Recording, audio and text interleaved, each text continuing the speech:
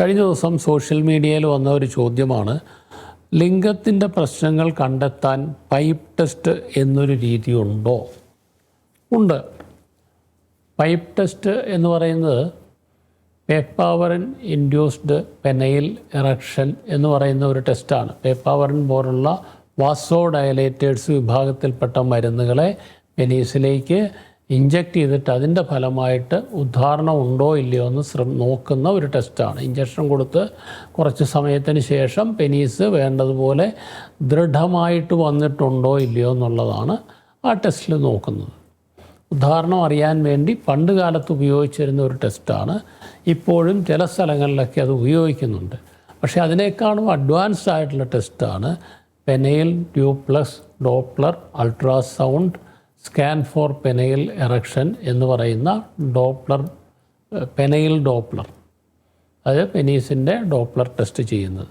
അതിലെന്താണ് ചെയ്യുന്നത് ചോദിച്ചാൽ, ആദ്യം ഫ്ലാക്സിഡ് സ്റ്റേറ്റിൽ പെനീസിലെ ബ്ലഡ് ഫ്ലോ നോക്കുകയും പിന്നീട് ഈ പറഞ്ഞതുപോലെ വാസോ ഡയലേറ്റർ ഇഞ്ചക്ഷൻ കൊടുത്തതിന് ശേഷം വിവിധ ഘട്ടങ്ങളിലായിട്ട് നമ്മൾ ടൈം വെച്ചിട്ട് ഉദാഹരണം വിശകലനം ചെയ്ത് നോക്കുന്ന ഒരു ടെസ്റ്റാണ്. ആ സമയത്തുള്ള പെനീസിലേക്കുള്ള ബ്ലഡ് ഫ്ലോ, ബ്ലഡ് എത്ര ആവശ്യത്തിന് ഒഴുകി വരുന്നുണ്ടോ, അതവിടെ നിലനിൽക്കുന്നുണ്ടോ തുടങ്ങിയ കാര്യങ്ങളാണ് ആ ടെസ്റ്റിൽ ചെയ്യുന്നത്. കേവലം ഒരു ഇഞ്ചക്ഷൻ കൊടുത്ത് ഉദ്ധാരണം ഉണ്ടോയോ എന്നറിയുമ്പോൾ ഉദ്ധാരണം ഉണ്ടായിട്ടുണ്ടോ ഇല്ലയോ എന്ന് മാത്രമേ നമുക്കറിയാൻ പറ്റൂ.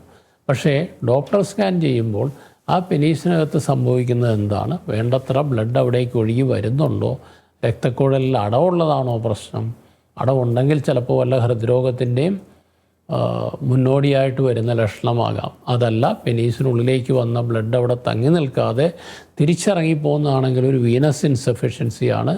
അതിന് റെഗുലർ മെഡിക്കേഷൻ വേണം. ചിലപ്പം മെഡിക്കേഷൻ ഫലിക്കാതെ വരാം. അങ്ങനെയാണെങ്കിൽ ഓപ്പറേഷൻ പോലുള്ള ചികിത്സകൾ വേണം.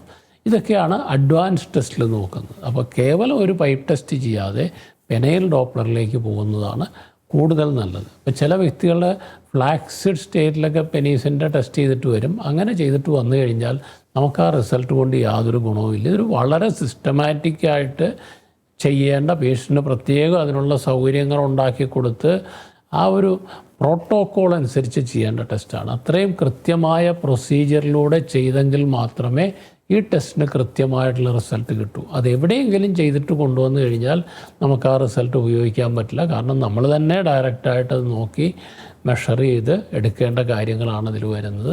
ഏറ്റവും എക്സ്പേർട്ടായിട്ടുള്ള ഒരു ടീം ഓഫ് ഡോക്ടേഴ്സ് അത് ചെയ്യുമ്പോഴാണ് അതിൻ്റെ റിസൾട്ട് കൃത്യമായിട്ട് വരുന്നത്. മറ്റൊരു വിഷയവുമായി വീണ്ടും കാണാം. നന്ദി, നമസ്കാരം.